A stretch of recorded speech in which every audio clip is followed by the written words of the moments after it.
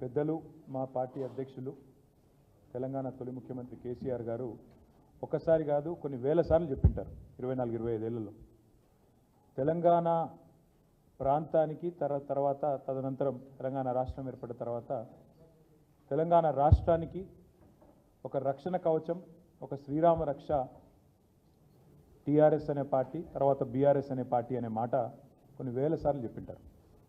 స్వీయ రాజకీయ అస్తిత్వమే శ్రీరామ రక్ష తెలంగాణ ప్రాంతానికి తెలంగాణ రాష్ట్రానికి అనే మాటను కూడా కొన్ని వేల సార్లు చెప్పారు.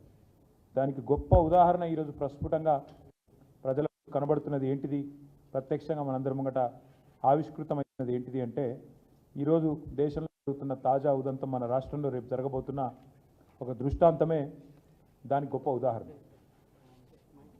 కేసీఆర్ గారు 16 పార్లమెంట్ సీట్లు ఇవ్వండి, మనం కేంద్రంలో ఈ సంకీర్ణ శకంలో ఒక నిర్ణయాత్మకమైన పాత్రలో ఉంటామని తెలంగాణ ప్రజలకు అపీల్ చేసినప్పుడు ఇక్కడ ఈరోజున్న ముఖ్యమంత్రి రేవంత్ రెడ్డి గారితో సహా చాలామంది మాట్లాడినారు.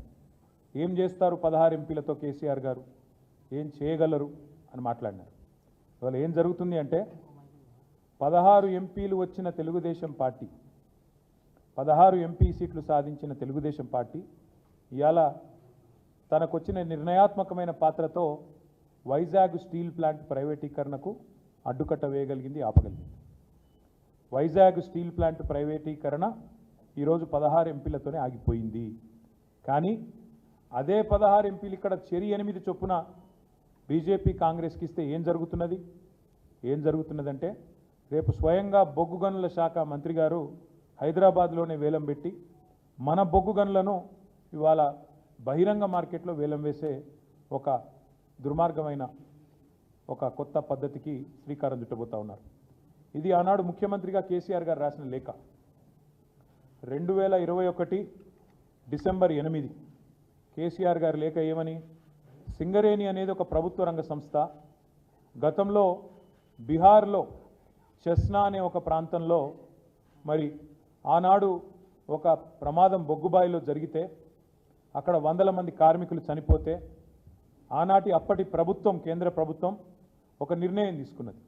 ఏమని, మరి భవిష్యత్తులో బొగ్గు గనులన్నింటినీ కూడా పబ్లిక్ సెక్టార్ అండర్టేకింగ్స్కి అప్పచెప్పినట్టయితే రక్షణ చర్యలు కానీ ఇంకోటి కానీ తీసుకుంటారు జాగ్రత్త కానీ ఒక విధానపరమైన నిర్ణయాన్ని ఆనాడు 1975-76 ప్రాంతంలో అప్పటి కేంద్ర ప్రభుత్వం తీసుకోవడం జరిగింది.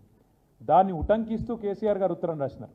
ఏమని రాసినారు, అయ్యా మీరు ప్రభుత్వ రంగ సంస్థ 51% రాష్ట్ర ప్రభుత్వ వాటా ఉన్నది, 49% కేంద్ర ప్రభుత్వ వాటా ఉన్నది, దయచేసి మీరు కేటాయించండి అని చెప్పారు. చెప్తే వెంటనే ఆనాడు అప్పటి పిసిసి అధ్యక్షుడు రేవంత్ రెడ్డి గారు కూడా కేసీఆర్ గారు డిసెంబర్ 8 నాడు ఈ డిమాండ్ పెడుతూ ఉత్తరం రాస్తే రేవంత్ రెడ్డి గారు డిసెంబర్ 11 నాడు 2021 డిసెంబర్ 11 నాడు ఇది రేవంత్ రెడ్డి గారు చేసిన ట్వీటు, ఆయన రాసిన లేఖ. ప్రధానమంత్రికి పిసిసి అధ్యక్షుడి హోదాలో రేవంత్ రెడ్డి గారు ఏం డిమాండ్ చేసినారు, I wrote to prime minister of India to immediately stop the auction of 4 coal blocks in Singareni Collieries and transfer them to SCCL, Singareni Collieries Limited.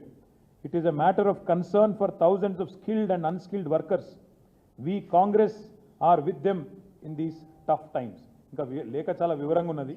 Coal బ్లాక్స్ని నేరుగా అలాట్ చేయాలి సింగరేణికి, ఆక్షన్ పెట్టవద్దు అని ఆనాడు పిసిసి అధ్యక్షుడి హోదాలో గౌరవ parliament సభ్యుడిగా రేవంత్ రెడ్డి గారు ప్రధానమంత్రి గారికి రాసిన ఉత్తరం. కేసీఆర్ గారు రాయంగానే 3 రోజులకు రేవంత్ రెడ్డి గారు కూడా పేపర్లో ఆనాడు వచ్చిన కథనాలు, రేవంత్ రెడ్డి అర్జెస్ ప్రధానమంత్రి to stop the auction of coal blocks. ఆనాడు ప్రదేశ్ కాంగ్రెస్ కమిటీ అధ్యక్షుడిగా రేవంత్ రెడ్డి గారు. ఆ రోజు మేము ఊరికేనే అడగలేదు. ఆ రోజు మేము చెప్పిన దానికి కూడా లాజిక్ ఏంది అంటే, అయ్యా మీరు ఇది కొత్తది కాదు, మేము అడిగేదేం కొత్తది కాదు, ఇదేం కొత్త విధానం కూడా మేము తెరదీయడం లేదు. మీరు మీ ప్రభుత్వం వచ్చిన తర్వాతనే, మోడీ ప్రభుత్వం వచ్చిన తర్వాతనే ఒడిస్సా రాష్ట్రంలో కోల్ మినిస్ట్రీ ద్వారా నేరుగా 2 మైన్లను నైవేలి లిగ్నైట్ కార్పొరేషన్కు మీరే అలాట్ చేశారు. ఏ ఆక్షన్ లేదు, ఏ టెండర్ లేదు, డైరెక్ట్గా పబ్లిక్ సెక్టర్ అండర్టేకింగ్ కాబట్టి మీరే ఒరిస్సాలో 2 గనులను నైవేలి లిగ్నైట్కి అప్పచెప్పినారు. ఇది 2016 సంవత్సరం. ఇది 2016 ఫిబ్రవరి 23 క్లియర్గా రాసింది చూడండి. Coal ministry allots 2 mines to Neyveli lignite corporation. ఇవన్నీ కూడా మీకు నేను ఇస్తాను.